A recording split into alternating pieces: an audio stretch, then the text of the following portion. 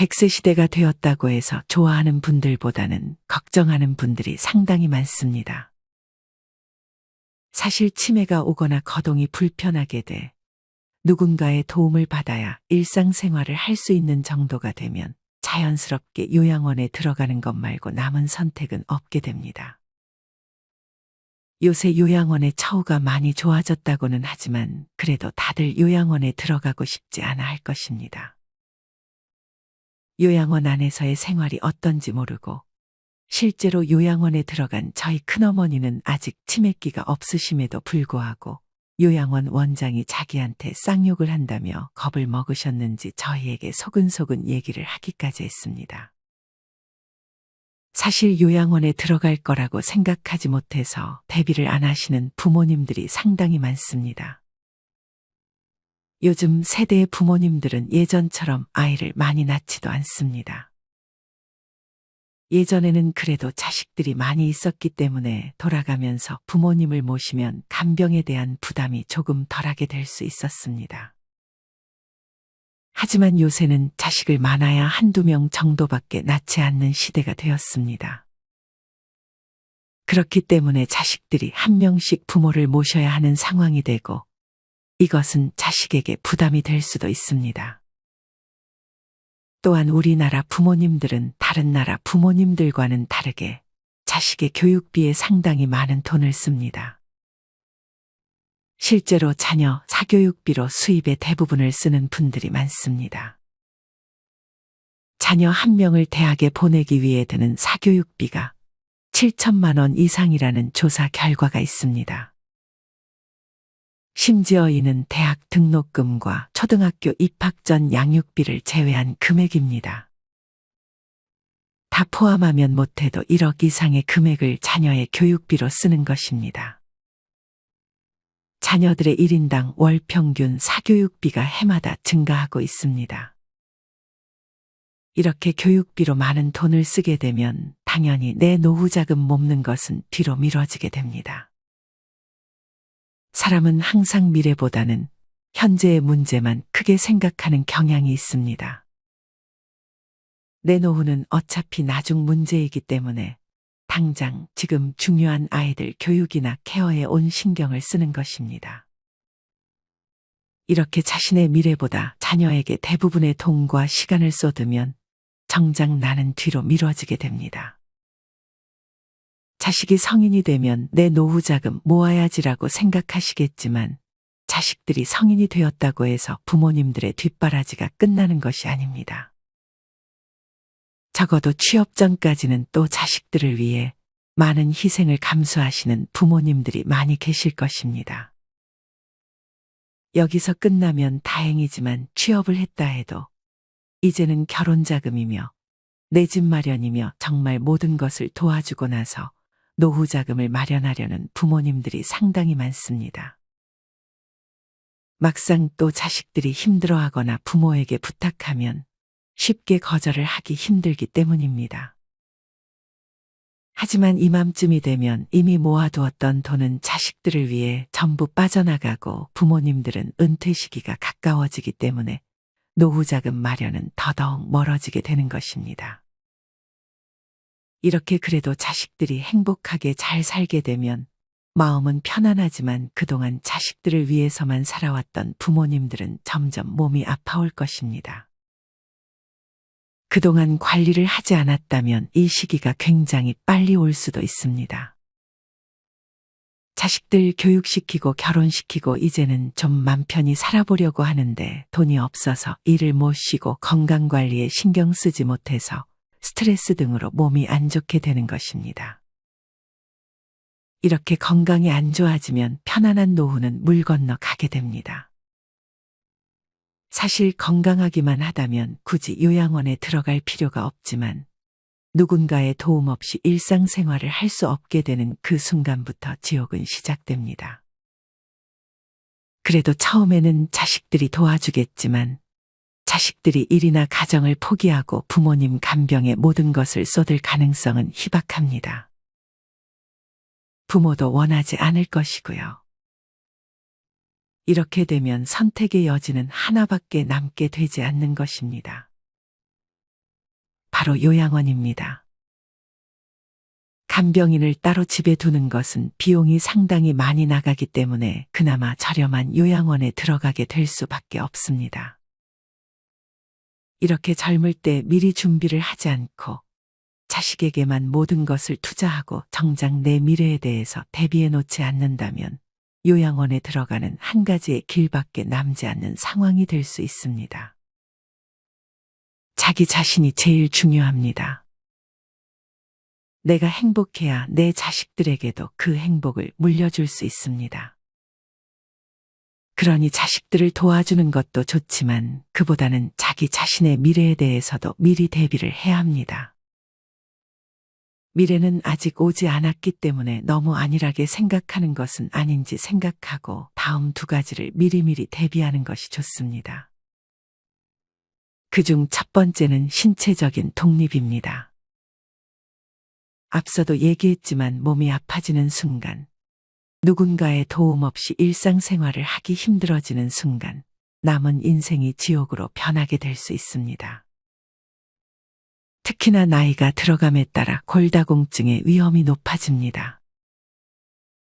일반적으로 뼈가 가장 단단해지는, 즉 최대 골량에 도달하는 시기는 30대입니다. 그 이후에는 점차 골소실이 오게 됩니다. 남성의 경우는 골밀도가 서서히 떨어져 최대 골량의 20에서 30% 정도 손실이 오는 반면 여성의 경우에는 50대 즉 갱년기 이후 10년 정도 골밀도가 급격히 떨어지고 그 이후에는 완만하게 떨어지므로 여성의 경우 갱년기라는 과정 때문에 남성보다 더 빨리 그리고 더 심하게 골다공증이 진행되게 됩니다. 이런 상태에서 넘어져서 다치거나 낙상사고가 발생하게 되면 몸은 예전처럼 더 이상 정상적인 회복이 불가능하게 될 가능성이 높아집니다. 그렇기에 미리미리 뼈 건강에 대해 신경 쓰고 크게 몸이 다칠 수 있는 행동과는 멀어지는 것이 좋습니다.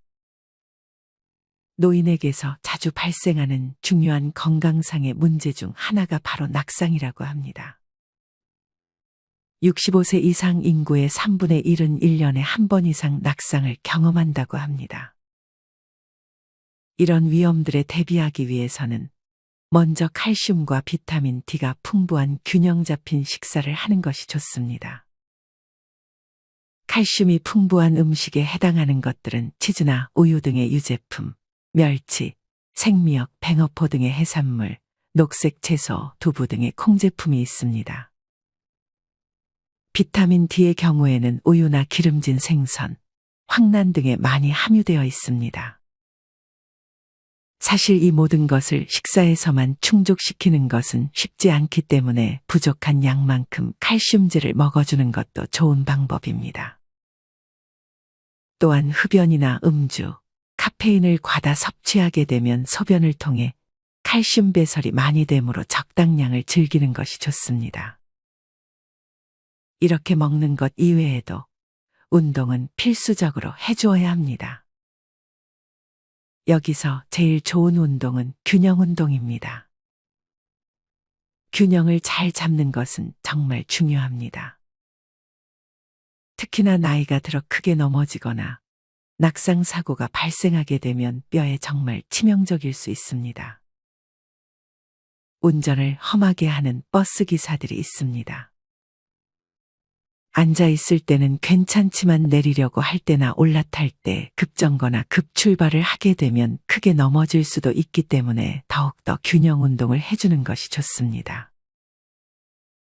실제로 예전에 버스기사의 급정거로 노인 승객이 넘어져 사망한 사고가 있었습니다. 버스에서 내리려던 할머니가 자리에 일어서 있던 그 순간 버스가 급정거를 하면서 할머니가 반동으로 인해 차량 앞쪽으로 튕겨나갔습니다. 할머니는 운전석 기둥에 부착된 카드기의 머리를 부딪히게 된 것입니다. 이렇게 생각지도 못한 사고에서 피하려면 다음과 같은 균형 운동을 평소에 해주는 것이 좋습니다. 첫 번째는 의자에서 일어섰다 앉기 운동입니다. 이 운동은 양측 다리의 체중을 균등하게 분배하는 능력을 키우고 하체 근력을 강화하는 효과가 있습니다. 의자에 똑바로 앉은 자세에서 몸통을 앞으로 숙이면서 일어나고 완전하게 선 다음 다시 천천히 무릎을 구부리면서 앉습니다. 이때 손을 사용하거나 의자에 다리를 기대어 갑작스럽게 앉지 말고 천천히 동작을 반복해 주는 것이 좋습니다. 두 번째는 체간 운동입니다. 체간이란 머리에서 시작하여 가슴과 골반의 중심부에 이르는 인체의 중심선으로 이 운동은 상체와 하체의 움직임을 분리하여 조절하는 능력을 개선시키는 효과가 있습니다. 의자나 침대에 걸터 앉은 자세에서 한쪽 손을 45도 위쪽으로 뻗은 다음 반대쪽 엉덩이를 바닥에서 살짝 드는 것입니다. 동일한 운동을 반대쪽으로도 번갈아 해주면 좋습니다. 마지막은 한 발 서기입니다.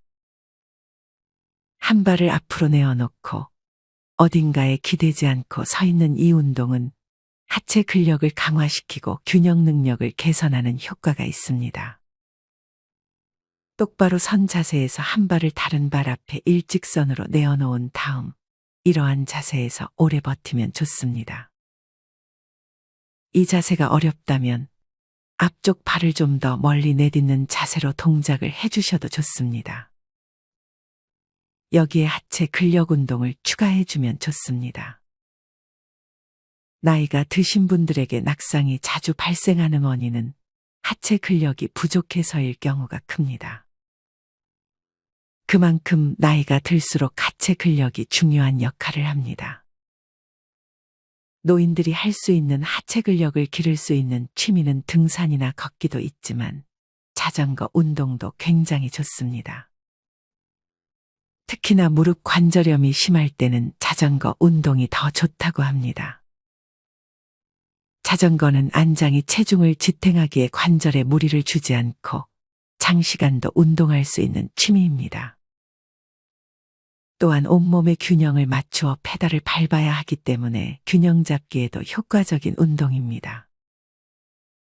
자전거 타기는 하체나 균형에도 좋을 뿐만 아니라 심폐기능 향상에도 기여합니다. 나이가 들면 심폐기능이 떨어지는 건 자연스러운 현상이지만 이런 기능의 저하 속도를 늦출 수가 있습니다. 마지막으로 정신건강에도 좋습니다. 집에만 있는 것보다 이렇게 자전거를 타러 야외에 나가게 되면 스트레스가 해소되기 때문입니다. 자전거를 타면 두뇌 활동도가 2.5배 높아지고 기억력이 좋아져 치매 예방에도 도움이 된다는 연구 결과도 있습니다. 하지만 자전거를 탈 때도 마찬가지로 넘어지는 것을 조심하셔야 합니다. 건강을 위해서 한 운동이 도리어 나에게 치명적인 해를 입힐 수도 있습니다. 너무 좁은 길이나 차가 다니는 길에서 자전거를 타지 마시고 자전거 도로에서 안전하게 넘어질 걱정 없이 자전거를 타는 것도 좋습니다. 굳이 야외에서 타지 않고 실내 자전거를 장만해 실내에서 타주는 것만으로도 많은 도움이 되니 나이 들어 자전거라는 취미를 만드는 것은 여러모로 많은 도움이 됩니다. 골다공증은 골절이 발생하기 전까지도 특별한 증상이 없는 경우가 많아 모르고 지내기도 합니다. 그러므로 골다공증 위험도가 높다면 골밀도 검사를 시행하고 필요시 의사와 상담 후 골다공증 치료제를 사용하는 것이 좋습니다. 두 번째로 대비해야 할 것은 정신적인 독립입니다. 나이가 들수록 정신적 독립을 위해서는 크게 두 가지를 조심하셔야 합니다. 첫째는 치매입니다. 몸이 불편해 간병을 받아야 하는 상황만큼이나 치매가 오는 것만으로도 요양원에 들어가야 할 이유가 되기도 합니다. 치매는 정말 예고 없이 찾아오기도 합니다. 아무런 준비 없이 하루아침에 치매 환자를 돌봐야 하는 상황에 처하는 분들도 많습니다. 치매를 앓고 있는 사람들은 늦은 오후와 밤이 될수록 돌아다니거나 다른 사람을 그림자처럼 따라다니는 행동이 심해진다고 합니다. 불안함과 초조함은 물론 내가 한 행동이 기억이 나지 않는 등 무서움까지 닥치게 됩니다. 치매의 원인은 정말 다양합니다. 뇌 손상, 혈관 손상, 염증, 수면 장애 등 치매를 발생시키는 요인은 40여 가지나 있다고 합니다. 일반적으로 치매는 54세 전후로 많이 발생하게 되며 85세까지도 치매에 걸리고 있다고 합니다. 치매의 주요한 원인 중 하나는 혈관 손상입니다. 손상된 뇌세포와 심혈관 계통의 질병은 항상 밀접한 관계가 있습니다. 뇌졸중이나 고혈압과 같은 병을 앓고 있을 때 특히나 치매가 더 자주 발생하게 됩니다. 또한 과도한 음주를 피해야 합니다. 코펜하겐의 한 심혈관 연구소 연구 결과에 따르면 하루에 한두 번의 적포도주는 권장되고 있으며 심지어 이런 적당한 음주는 오히려 치매 발생률을 낮춘다고 합니다. 하지만 잦은 알코올 섭취 그리고 과한 음주는 치매를 유발하기 때문에 경계해야 합니다. 치매가 되기 바로 전 단계인 경도인지장애라는 것이 있습니다. 인지장애의 초기에는 주로 자기만 인지장애를 느끼고 주위 사람들은 대개 눈치를 채기가 힘듭니다. 하지만 이 증상이 좀 더 진행이 되면 가족이나 가까운 사람들이 알아차릴 수 있을 정도로 진행하게 됩니다. 이처럼 가족이나 가까운 사람이 알기 전에 자신이 먼저 내 기억력에 이상이 생기게 된 것을 느꼈다면 나이가 들어서 그런 것이라 생각하지 말고 내가 지금 치매 전 단계인 것은 아닌지 미리미리 대비를 하는 것이 좋습니다. 경도인지 장애를 통해 내가 지금 정상적인 노화를 겪고 있는지 아니면 치매의 위험이 있는지를 파악하는 것이 중요합니다. 이렇게 설마 내가 치매가 올까라고 가만히 있기보다는 기억력이 좋다 하더라도 우리는 미리미리 대비를 해주는 것이 좋습니다. 예방이 최고의 치료입니다. 사실 나이가 들어갈수록 인지기능이 약화되는 것은 자연스러운 현상이지만 우리는 그것을 늦출 수 있습니다. 이러한 인지기능 유지에 가장 좋은 것 중 하나는 글쓰기입니다.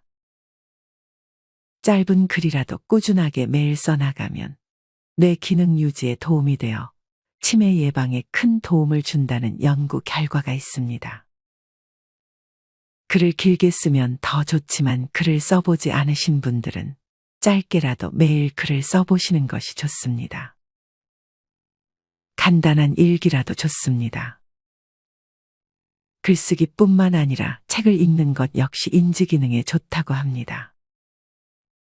독서는 뇌에 적절한 자극을 주며 노화와 함께 찾아오는 기억력 감퇴를 예방해 줍니다.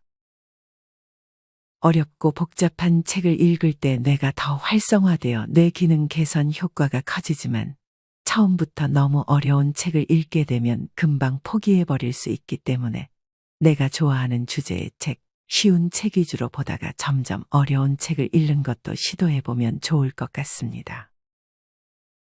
이외에 천천히 음식을 씹어 먹는 것만으로도 치매 예방에 도움이 된다고 합니다. 음식을 천천히 꼭꼭 씹어 먹음으로 인해 우리의 뇌가 자극을 받을 수 있고 뇌에서 흐르는 혈액량이 늘어 집중력과 기억력이 좋아질 수 있기 때문입니다. 꼭꼭 씹어 먹으면 턱 근육을 움직이는 저작 운동이라는 것을 하게 됩니다. 이 저작 운동은 턱 근육을 움직이는 동시에 실제 산소가 체내에 들어오는 것까지 도와주며 뇌로 가는 혈류량을 높여준다고 합니다. 이는 뇌에 많은 산소를 공급해 기억력과 집중력을 높이는 것까지 우리에게 도움을 줄 수 있습니다. 이 밖에도 꼭꼭 씹어먹는 것은 과식을 방지하는 가장 좋은 방법이기 때문에 천천히 음식을 씹는 습관을 평소에 들여놓으시는 것이 좋습니다. 그 다음은 우울증입니다. 다음과 같은 생각을 한다면 노년기 우울증을 앓고 있을 가능성이 높습니다. 이만큼 살았으면 됐지. 자식들에게 부담되기 싫어요. 정신이 없고 자꾸 깜빡깜빡하는데 치매는 아닌가요? 아버지께서 요즘 자주 외출을 귀찮아 하시고 TV만 보고 계세요.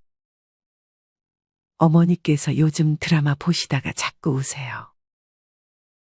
이렇게 일반적인 우울 증상은 기분 저하, 의욕 저하, 식욕 저하, 불안 초조, 피로감 등이 있지만 노년 우울증은 몇 가지 차이점이 존재합니다. 노년의 우울증은 특히나 과도한 죄책감이나 건강 염려 증적 호소, 불면증의 증상을 더 많이 호소합니다.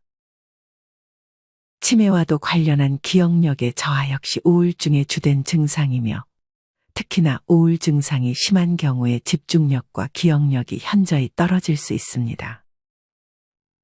노년의 우울증은 여성, 이혼, 별거, 낮은 사회경제 수준, 예기치 않은 불행한 사건 등 다양한 원인이 있습니다. 특히나 이러한 우울증은 자살로도 이어질 수 있기 때문에 매우 주의를 해야 합니다. 외로움을 자주 타는 경우 우울증이 생길 수 있습니다. 그렇기에 활동적으로 사는 것이 좋습니다. 나이가 들면 체력도 예전 같지 않고 사람들과 관계를 새로 맺기 힘들어합니다. 그러나 이럴 때일수록 더더욱 다양한 사람들과 관계를 맺고 가벼운 운동을 하는 등 개인의 자존감을 높여주는 것이 중요합니다. 또한 햇빛을 쬐게 되면 비타민 D가 합성되는데 이러한 비타민 D는 앞서 얘기했듯 뼈를 튼튼하게 해주고 면역 세포의 생성을 도와줍니다. 이 밖에도 음식을 통해 우울증을 예방하는 것도 가능합니다. 우울증에는 단백질이 풍부한 음식이 도움을 줍니다. 행복을 느끼게 해주는 호르몬인 세로토닌이라는 호르몬이 있습니다. 이 세로토닌은 우리의 몸과 마음을 치유해 주는데 굉장히 중요한 호르몬입니다.